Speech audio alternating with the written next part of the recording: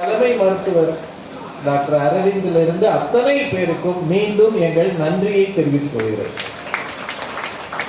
இப்போ 10 நிமிஷம் இருக்கு. ஒரு வரியில முடிச்சிடலாமா இல்ல கொஞ்ச நேரம் பேசலாமா? பேசலாமா? நீங்க ஏதோ சோர்வா இருக்க மாதிரி இருக்கு. நிறைவாக பேசிய தெய்வானை அவர்கள் பெண் என்பது பெண்ணுக்குரிய சொல் அப்படின்னாங்க. உண்மையிலே தமிழ் தெரிந்தவர்களுக்கு தெரியும், பெண் என்ற சொல்லே பேண் என்ற சொல்லில் இருந்துதான் வந்தது. பேணி காப்பதால் தான் அவள் பெண், அதான் உண்மை. அப்படின்னா பெண்கள் தானே. எத்தனை செய்திகள்!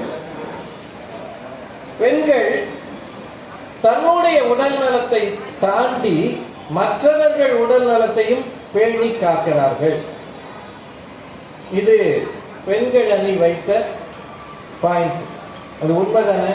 நான் இப்ப சொல்றதுல எது உண்மை இருக்கோ அதை நீங்க ஒத்துக்கிற மாதிரி இருந்தா ஒத்துக்கங்க, இல்லாட்டி நான் நீட்டிக்கிட்டே போக வேண்டியிருக்கோம். சீக்கிரம் முடிக்கணும்னு பாக்குறேன். அவங்க மேடம் சொன்னாங்க, பாட்டி வைத்தியம்னு தான் இருக்கே தவிர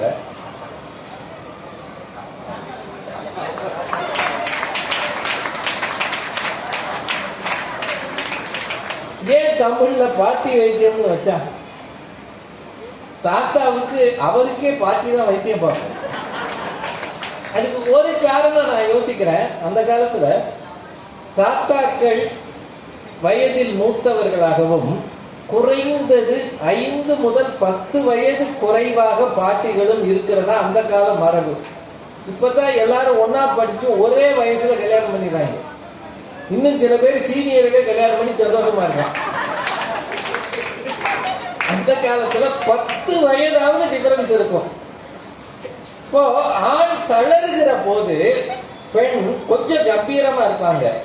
அவங்க அவரை தடுமாற விடாம பாத்துக்குவாங்க. அது ஒரு வேலை காரணமா இருக்கலாம். அதானங்க பழைய காலம். தாத்தாவை கையில பிடிச்சி ஆஸ்பத்திரிக்கு கூட்டிட்டு போறது அன்னைக்கு பாட்டிகளாகத்தான் இருந்தார்கள். அது மட்டும் இல்ல, அஞ்சரை பெட்டின்னு ஒண்ணு வீட்டுல இருந்தது. சுக்கு, மிளகு, சீரகம், வெந்தயம், இதெல்லாம் யார் கையில இருந்தது? பாட்டி கையில இருந்தது. இதுக்கு இது தீர்வு.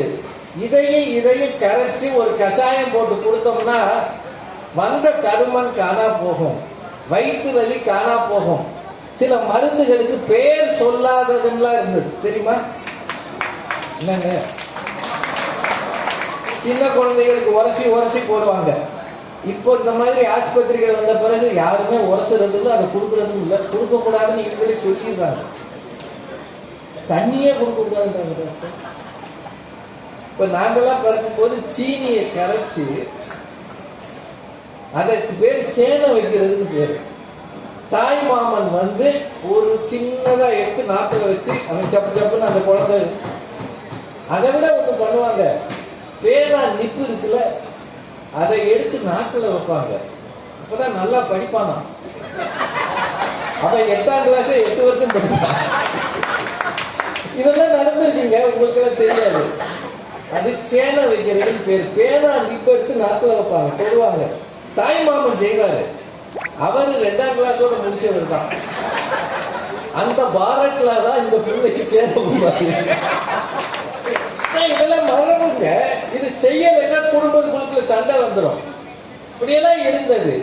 பேர் சொல்லாதது, எதை கரைச்சி கொடுத்தா வயிறு சரியாகும், உடம்பு சரியாகும், உடம்புல வர்ற கட்டி, இந்த கொப்புளம்ன்றது அதெல்லாம் நீங்கும். இன்னைக்குதாங்க எல்லாத்துக்கும் பீடியாட்ரிஷியன் போறாங்க. அந்த காலத்துல பீடியாட்ரிஷியனே பாட்டி தானுங்க. அவன் இந்த பக்கமா போட்டு இப்படி தட்டி கொடுத்தான்னா எந்த வலி இருந்தாலும் பிள்ளை தூங்கிடுங்க.